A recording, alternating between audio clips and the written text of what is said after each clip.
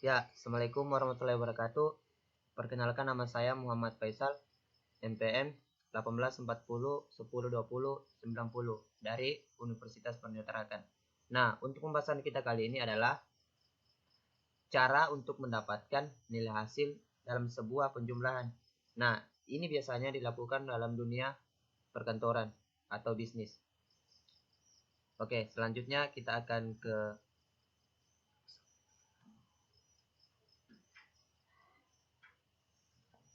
ya.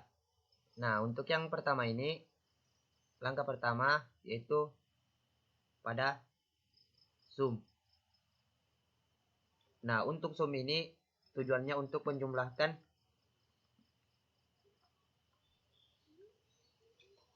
contohnya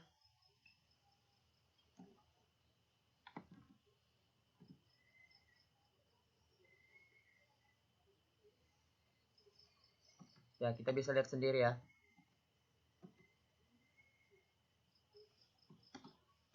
Nah, itu tadi contoh dari sum.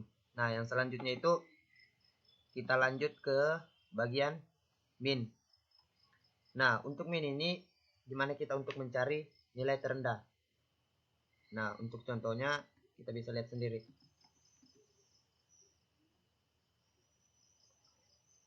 Ya, mohon diperhatikan ya.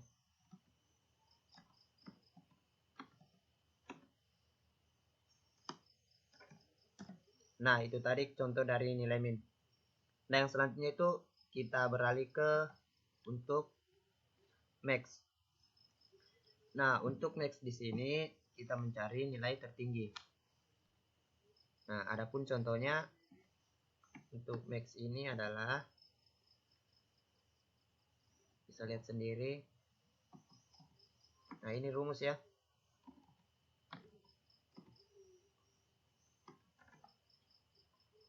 Nah, itu tadi. Nah, yang selanjutnya itu kita beralih ke Avenger. Nah, di mana Avenger ini untuk mencari nilai rata-rata. Nah, kita bisa lihat contohnya.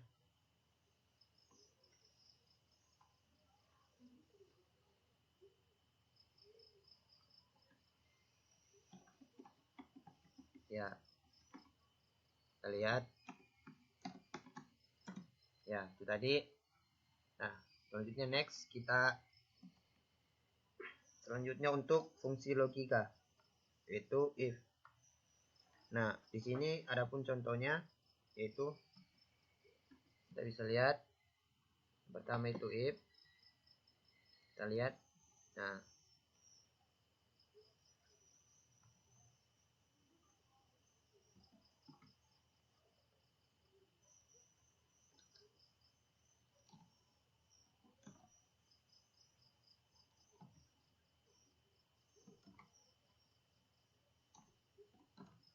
kita lihat sendiri, diperhatikan. Nah, oke. Yang selanjutnya itu kita beralih ke bagian count. Nah, di mana kondisi ini adalah jumlah untuk peta.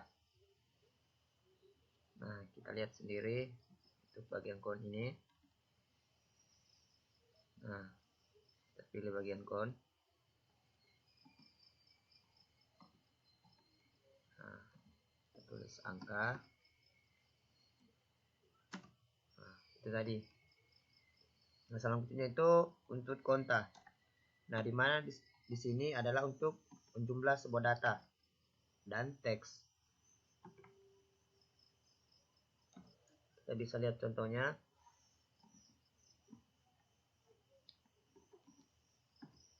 Ya, ini contohnya. Ya, tarik ke bawah guys. Oke.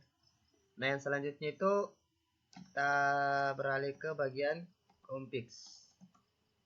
Nah, di mana tujuannya ini itu untuk menghitung data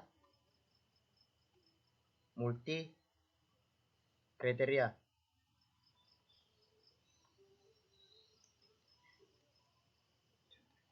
Contohnya kita lihat contohnya multi di sini.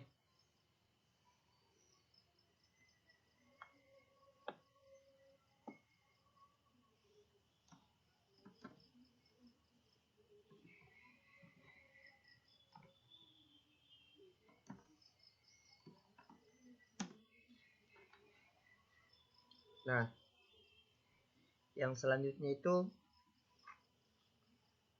kita beralih ke bagian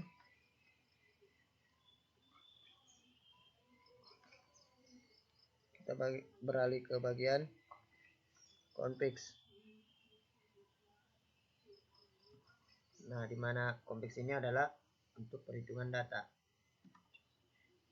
Nah, contohnya, nah untuk yang sebelumnya tadi itu bagian kontiv ya. Nah, untuk yang ini bagian convex. Ya, kita bisa lihat sendiri.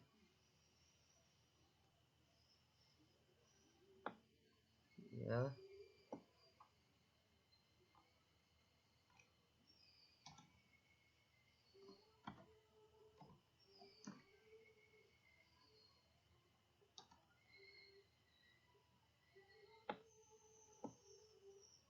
Kita lihat ada bulan, kelamin, dan usia. Kita bisa lihat sendiri guys.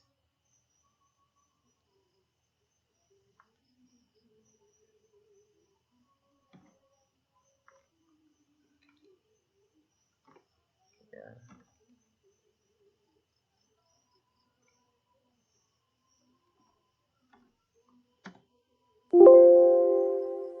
Oh, sorry, ada sedikit. Ya. Oke. Selanjutnya itu kita ke bagian sumip dengan kriteria. Nah, sumip dengan kriteria ini untuk bagian contohnya kita bisa lihat sendiri untuk rumusnya. Ya, kita pilih sumip ya. Mana sumip ini kita tarik ke bawah.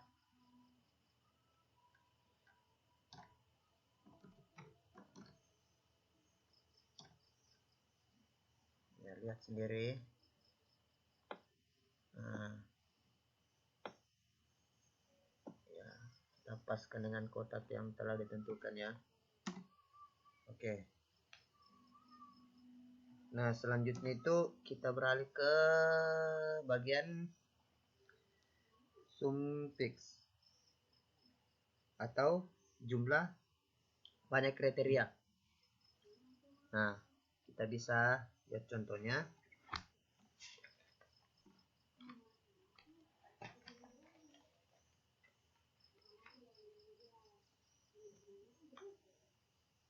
Kita lihat di situ. Kita lihat jumlah pendapatan. Nah, ini yang biasa digunakan dalam dunia kantoran tadi ya, atau dalam dunia bisnis. Bagaimana kita berusaha menghitung jumlah dengan menggunakan rumus ini, kriteria. Kita bisa lihat sendiri.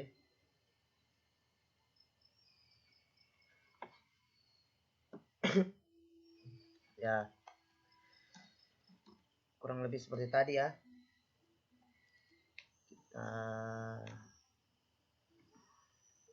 lihat sendiri.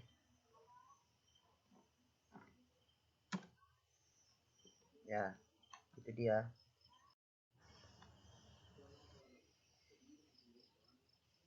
Ya, selanjutnya itu kita akan membahas lagi bagian plokop. Nah, di mana plokop ini tujuannya untuk membaca tabel yang vertikal. Nah, adapun contohnya kita bisa lihat sendiri. Kita tulis dulu tabel bagian barang. Kita lihat. Kita pilih plokop.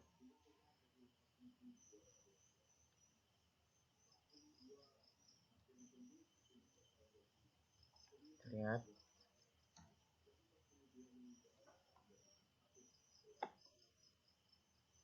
Nah, kita lihat bisa di situ sampai harga ya. Ada barang. Nah, itu dia rumusnya untuk bagian plokop. Bisa lihat.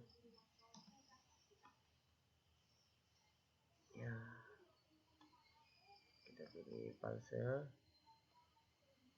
terus kita cegreng dia.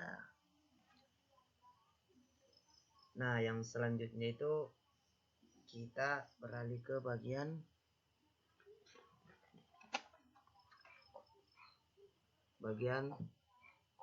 halkop. Nah, di mana halkop ini tujuannya membaca tabel yang horizontal. Nah, ini kebalikan dari flowcop tadi ya. Flowcop tadi vertikal. Nah, untuk halkop ini kita membaca untuk bagian horizontal. Kita lihat sendiri. Ini rumusnya HL atau flowcop. Kita lihat untuk bagian rumusnya.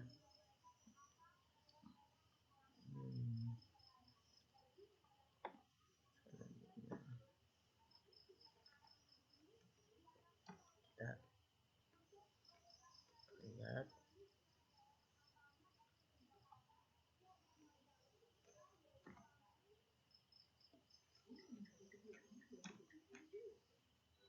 oke, kita pilih false lagi.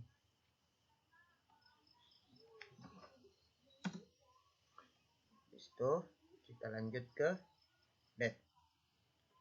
Nah, dimana seperti yang kita ketahui sendiri bahwa date ini adalah untuk mengelola tanggal.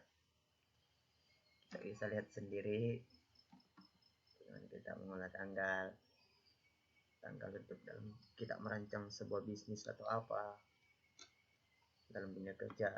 Kita juga butuh untuk bagian tanggal. Nah, kita lihat sendiri, kita pakai untuk yang sekarang saja 2020 biar kita nggak keliru. Oke, selanjutnya kita masukkan month itu adalah bulan. Kita lihat sendiri. Nah, oke. Selanjutnya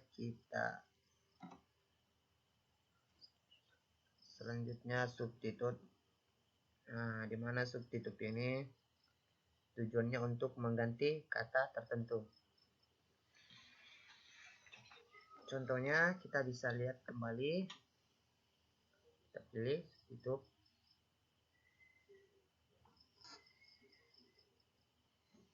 Ya, kita lihat sendiri substitute-nya. Kita lihat ini contoh kata ya. Kita lihat sendiri, aku adalah orang kaya. Kita lihat ya, ini sebagai contoh aja dengan kata-katanya.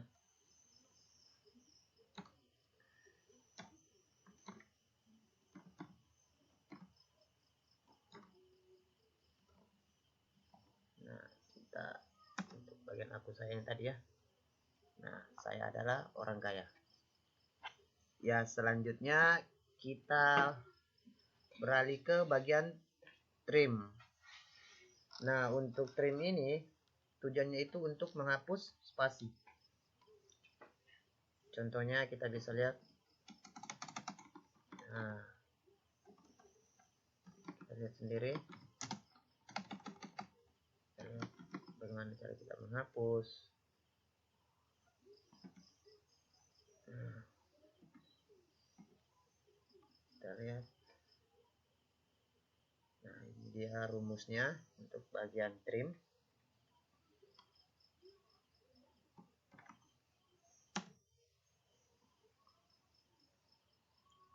Oh, selanjutnya kita beralih ke bagian upper. Nah, upper ini tujuannya untuk merubah kata menjadi kapital. Nah, contohnya untuk bagian huruf kapital ini atau huruf besar, bagaimana cara kita merubahnya? Kita bisa lihat rumusnya. Kita bisa lihat untuk bagian upper ini, mereka adalah orang biasa.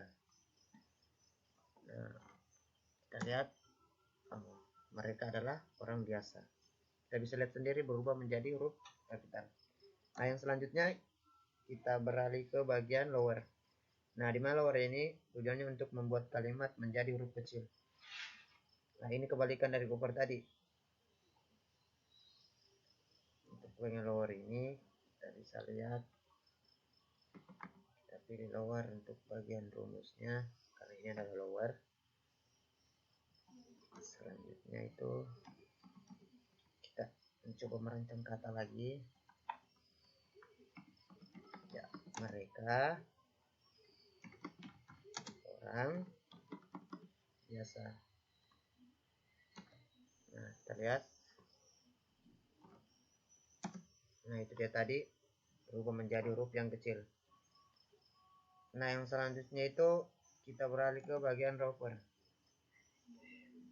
Rover ini tujuannya untuk merubah teks menjadi awalan kapital. Contohnya kita lihat. Nah, kita lihat untuk sebuah awalan kapital setelah titik itu biasanya kita menggunakan huruf pertama itu kapital. Kita bisa lihat sendiri di sini.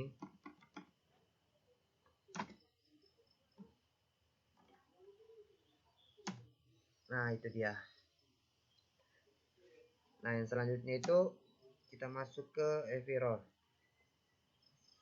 Dimana if error ini tujuannya untuk mengatasi rumus yang error. Coba kita lihat untuk bagian rumus. Jika rumus itu error, bagaimana cara kita mengatasinya? Kita bisa menggunakan rumus if error ini. Nah, oke, selanjutnya itu if error untuk mengatasi rumus yang error. Nah, contohnya kita bisa lihat sendiri bagaimana cara kita mengatasi rumus yang error. Nah, ini adalah rumusnya. Oke. Kita lihat.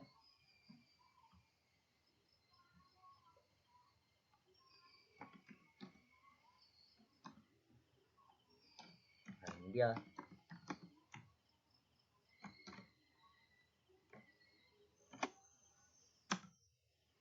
Nah, selanjutnya kita beralih ke lip. Nah, di mana lip ini tujuannya untuk mengambil data dari kiri.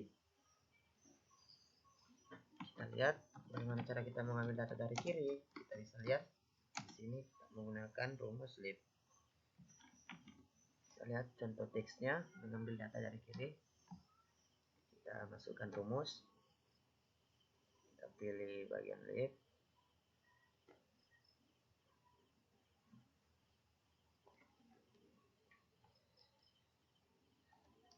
Kita lihat. Jadi tadi. Nah, selanjutnya kita beralih ke bagian mid. Nah, di mana mid ini tujuannya untuk mengambil data dari tengah. Kita lihat. Kita ubah dulu menjadi tengah. Kita lihat data dari tengah. Kita lihat di sini. Kita pilih mid. Kita masukkan rumusnya.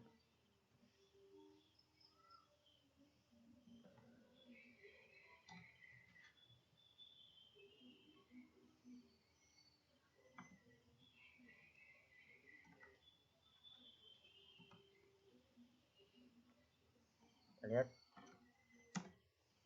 Oke, tadi dia. Selanjutnya kita beralih ke bagian ring. Nah, di mana ring ini tujuannya untuk mengambil data dari kanan. Kita ubah teks dulu menjadi kanan. Kita coba masukkan rumus. Kita pilih rig di situ. Nah, untuk rig ini coba masukkan rumusnya dan ya berhasil. Selanjutnya yang terakhir itu kita bagian length. Nah, di mana tujuannya ini untuk menghitung jumlah karakter. Kita lihat jumlah karakter. Kita lihat rumusnya.